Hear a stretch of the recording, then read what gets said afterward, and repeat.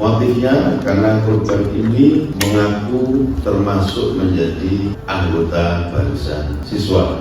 Dua pelaku penganiayaan siswa SMP di Cilacap ternyata tak ditahan di kantor polisi, ini ancaman hukumannya. Polresta Cilacap menetapkan dua pelaku perundungan disertai penganiayaan siswa SMP sebagai tersangka pada Kamis 28 September 2023. Kedua tersangka itu yakni berinisial MK berusia 15 tahun dan WS berusia 14 tahun. Polisi pun menerapkan pasal berlapis yaitu pasal 80 Undang-Undang Sistem Peradilan Pidana Anak dengan ancaman hukuman 3,5 tahun dan pasal 170 KUHP dengan ancaman hukuman 7 tahun penjara. Meski demikian, para tersangka ini ternyata tidak ditahan dengan alasan masih anak-anak alias masih di bawah umur. Mereka kini dititipkan di Rumah Penampungan Trauma Center Dinas Sosial Kabupaten Cilacap. Dari hasil pemeriksaan dan penyelidikan kemarin sudah kami tingkatkan ke proses penyidikan. Kemarin kami gelarkan dan kami sudah menetapkan dua pelaku menjadi tersangka, ujar Kasat Reskrim Polresta Cilacap Kompol Guntar Arif Setioko.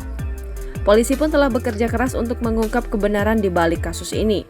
Mereka telah memeriksa berbagai saksi termasuk siswa-siswa, pihak sekolah, dan keluarga korban.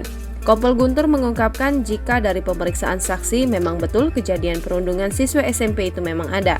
Selain itu, keterangan saksi menjadi salah satu alat bukti penting dalam kasus ini. Polisi juga telah melakukan visum untuk mendokumentasikan luka-luka yang dialami oleh korban.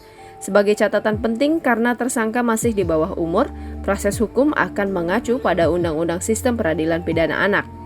Namun mengingat seriusnya tindakan ini dan dampak yang ditimbulkan pada korban, polisi berencana menggunakan pasal-pasal hukum berlapis.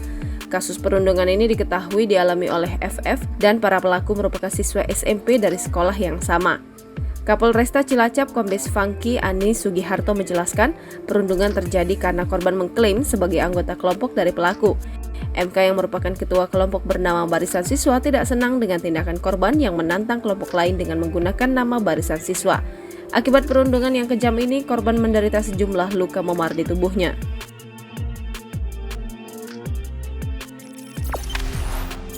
Jangan lupa subscribe, share, komen, dan like ya!